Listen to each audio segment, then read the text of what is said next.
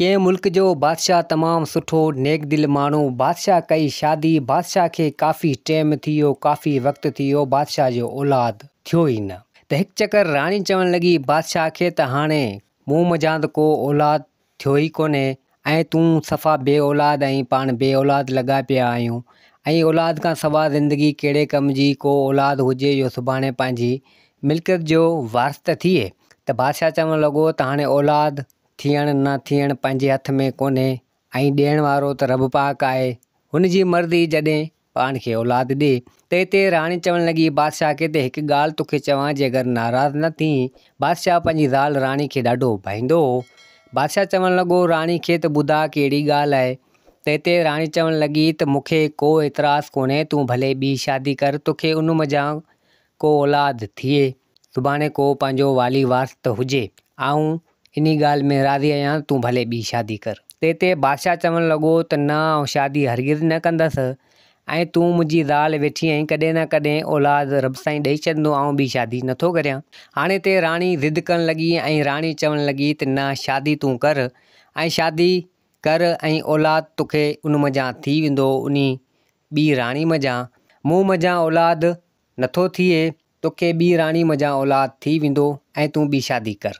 हाणे नेठि राणी काफ़ी सारो जेको आहे सो उन बादशाह खे चयो ऐं ज़िद करणु लॻी। त हिते बादशाह चवणु लॻो पंहिंजी ज़ाल राणी खे त तूं चवें थी त चलो ठीकु आहे, आउं ॿी शादी करियां थो। त हाणे बादशाह मायूस हुजे, परेशान हुजे, दिल में सोचे पियो त हाणे आउं शादी ॿी कीअं करियां। ऐं मुंहिंजी ज़ाल राणी खे जाम चाहियां थो, औलाद रब जे हथ में आहे, थी सघे थो शादी ॿी करियां ऐं उन मज़ा ई मूंखे औलाद न थिए ऐं इहो मूंखे सही न पियो लॻे। वरी आयो पंहिंजी ज़ाल राणी वटि ऐं उनखे चवणु लॻो त जे अगरि आउं शादी ॿी करियां, जे अगरि मूंखे औलाद उन मां न थिए त पोइ।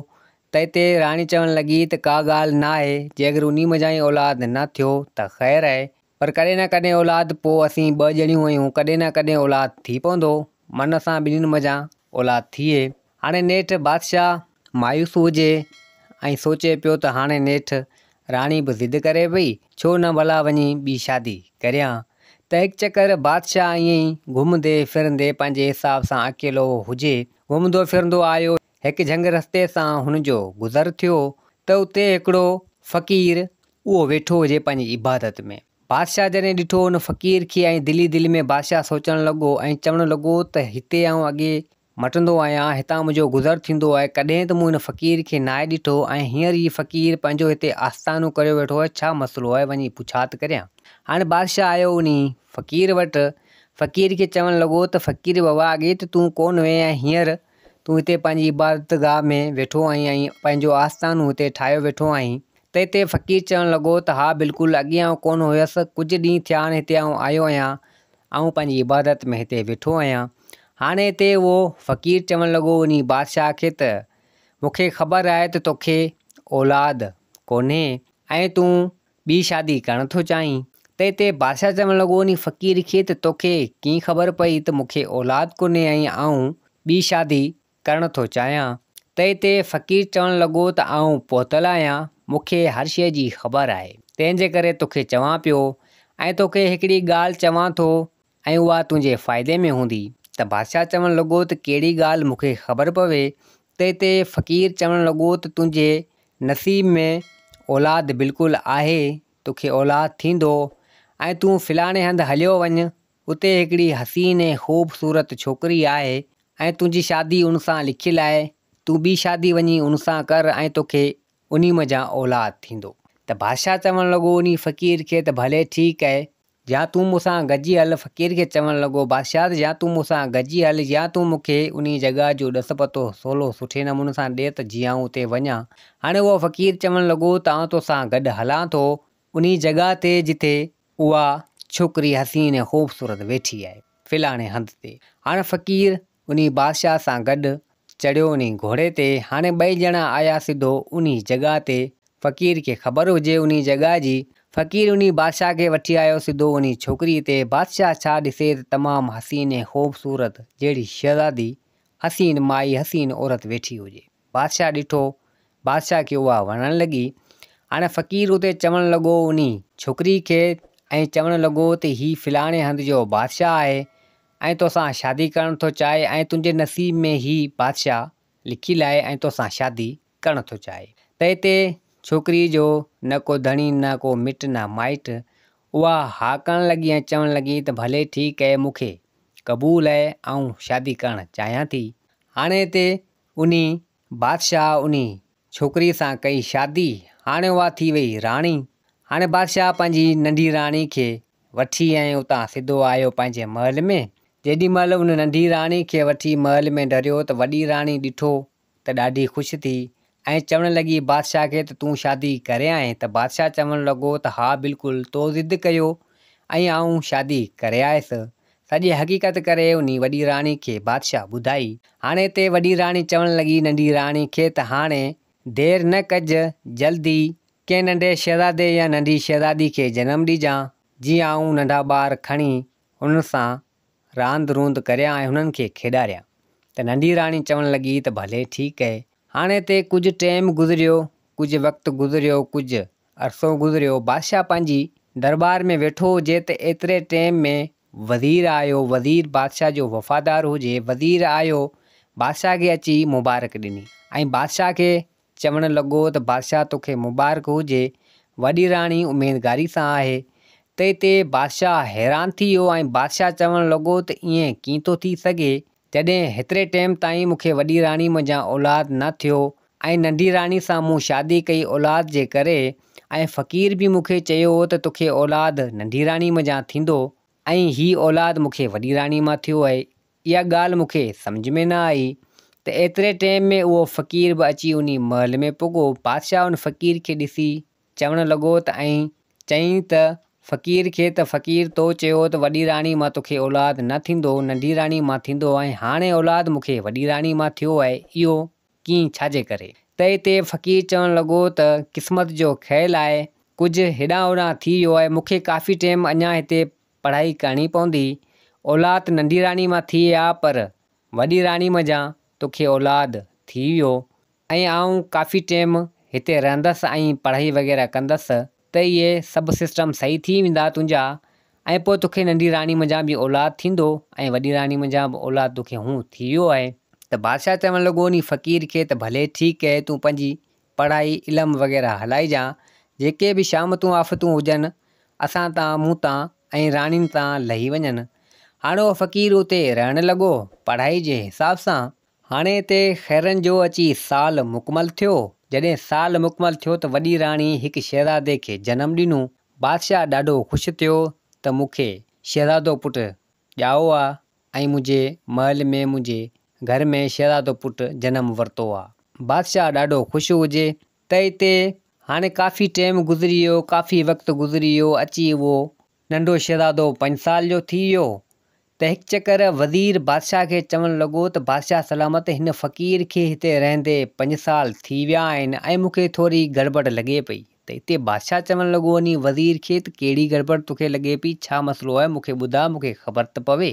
त हिते वज़ीर चवणु लॻो त बादशाह सलामत, मूं पंहिंजे हिसाब सां नज़र रखी आहे त जेका तव्हांजी नंढी राणी आहे हुन फ़क़ीर जे कमरे में वञे थी ऐं फ़क़ीर खे 5 साल थिया आहिनि, अञा यको पियो पढ़ाई करे। मूंखे का का गड़बड़ लॻे पई ऐं तुंहिंजी नंढी राणी मूं ॾिठो आहे त तुंहिंजे शहज़ादे सां ठहे बि नथी। बादशाह जॾहिं इहा वज़ीर जी ॻाल्हि ॿुधी त बादशाह चवणु लॻो वञी वज़ीर खे त भले ठीकु आहे, तो मूंखे एतिरो कुझु ॿुधायो, ख़बर मूंखे पइजी वई, हाणे आउं पाण पंहिंजी अखियुनि सां ॾिसंदसि छा मसइलो आहे। हाणे हिकु चकर बादशाह उन नंढी राणी सां सुतो पियो हुजे त राति जे पोएं पहर में उहा नंढी राणी उथी। त हिते बादशाह बि नाटक करियो सुतो पियो हुजे। बादशाह बि उथियो। बादशाह चवणु लॻो दिलि ई दिलि में त नंढी राणी हींअर केॾां पई वञे, वज़ीर जी ॻाल्हि मूंखे शायदि सची पई लॻे। हाणे बादशाह बि उन नंढी राणी जो पीछो कयो। हाणे अॻियां नंढी राणी हुजे, पोयां बादशाह हुजे। नंढी राणी सिधो वई फ़क़ीर जे कमरे में। त बादशाह ॾिठो त वज़ीर जी ॻाल्हि सची आहे। बादशाह लिकी छिपी अची उन दरवाज़े वटां बीह रहियो। हाणे नंढी राणी जॾहिं आई उन फ़क़ीर जे कमरे में त हिते नंढी राणी चवणु लॻी उन फ़क़ीर खे, तो अञा ताईं पंहिंजी पढ़ाई मुकमल नाहे कई, हाणे वक़्तु अची वियो आहे इन शहज़ादे खे ख़तमु करण जो। हाणे जॾहिं इहे पाण में ॿई ॻाल्हियूं कनि पिया त हिते बादशाह खे कावड़ चढ़ी वई। बादशाह सिधो अंदरि हलियो आयो ऐं चवणु लॻो त अवी केरु आयो ऐं छो था मुंहिंजे शहज़ादे पुट खे मारणु चाहियो। त हिते उहा नंढी राणी खिलण लॻी ऐं चवणु लॻी त तूं असांजी हक़ीक़त ॼाणे वियो आहीं, हाणे तूं बि ज़िंदा न बचंदे। त बादशाह चवणु लॻो उन नंढी राणी खे, मूंखे ख़बर त पवे अव्हां जो मक़सदु, अव्हां जो मसइलो छा आहे ऐं अव्हीं केरु आहियो। त हिते नंढी राणी चवणु लॻी त आउं हिकु जादूगराणी आहियां, तमामु ताक़तवर जादूगराणी आहियां। हिन सॼे राज ते, हिन ॻोठ ते मुंहिंजी हुकूमत आहे ऐं हीउ फ़क़ीर न आहे, हीउ मुंहिंजो साथी आहे। असां इहो नाटक कयो हो ऐं इहो झंग में मूं ई विहारियो हो ऐं हीउ तोखे वठी हिते आयो मूं वटि ऐं मूं तोसां कई शादी। दरअसल तुंहिंजो नंढो शहज़ादो मुंहिंजी मौत जो कारण आहे। मूंखे ख़बर पइजी वई त फ़लाणे बादशाह जी ज़ाल राणी जो पुटु थींदो ऐं उहो तोखे मारे छॾींदो।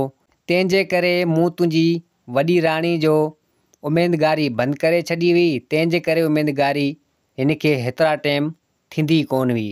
पोइ जॾहिं मूंखे ख़बर पई त इहो ॿारु लाज़मी थींदो, इहो शहज़ादो लाज़मी थींदो कंहिं बि हालत में, तंहिंजे करे मूं सोचियो त आउं तुंहिंजी ज़ाल थी, नंढी राणी थी, इन्ही महल में रहां ऐं इहो ॿारु जनमु वठे त पोइ हिन खे आउं मारे छॾियां।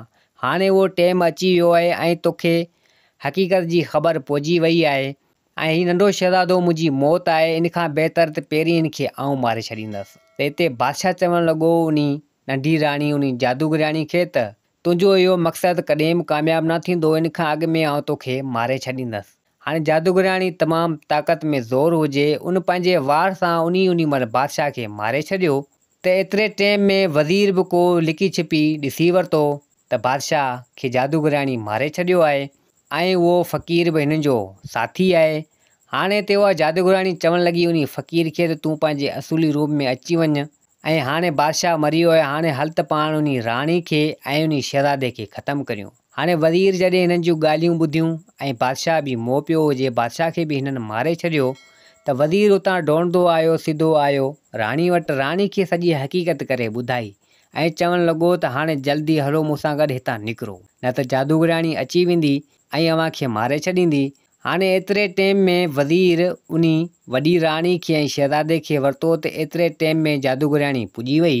जादूगराणी चवणु लॻी उन वज़ीर खे केॾां थो वठियो वञे हिननि खे त आउं ज़रूरु मारींदसि। त एतिरे टाइम में उन जादूगराणी नंढी राणी यकदमि उन वॾी राणी ते हमिलो कयो ऐं वॾी राणी खे उन महिल मारे छॾियो।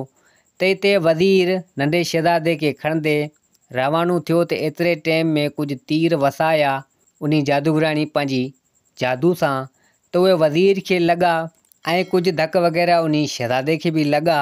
त हिते जादूगराणी सोचियो त हाणे ही मरी विया आहिनि। वज़ीर उन शहज़ादे खे खणंदे भॼंदो रहियो ऐं वञी कंहिं पहाड़ी तां टुप ॾिनी। जादूगराणी मुंहिंजे पोयां लॻी ऐं चवणु लॻी त मूं काफ़ी वार कया हिन वज़ीर ते ऐं उन शहज़ादे खे बि धक आया, हाणे लॻे थो ही मरी विया आहिनि ऐं हिन पहाड़ी तां, हिन जबल तां हिननि टुप ॾिनो आहे।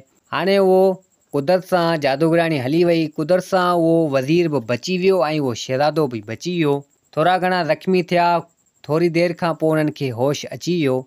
हाणे हिते उहो वज़ीर उन नंढे शहज़ादे खे खणंदे सिधो कंहिं अहिड़े इलाइक़े में आयो, उन बादशाही खां परे निकिरी ऐं कंहिं अहिड़े इलाइक़े में आयो, उते रहणु लॻो ऐं उहो वज़ीर उन शहज़ादे खे पालणु लॻो ऐं निपाइणु लॻो ऐं होॾां जादूगराणी बादशाह खे बि ख़तमु कयो ऐं राणी खे बि ख़तमु कयो ऐं पोइ उहा बादशाह जी बादशाही हलाइणु लॻी, नंढी राणी थी ऐं उते जे राज खे ऐं माण्हुनि खे, ॻोठ वारनि खे सभिनि खे ॿुधाए छॾीं त हीउ अचानक मरी विया, हिन सां को हादसो आयो।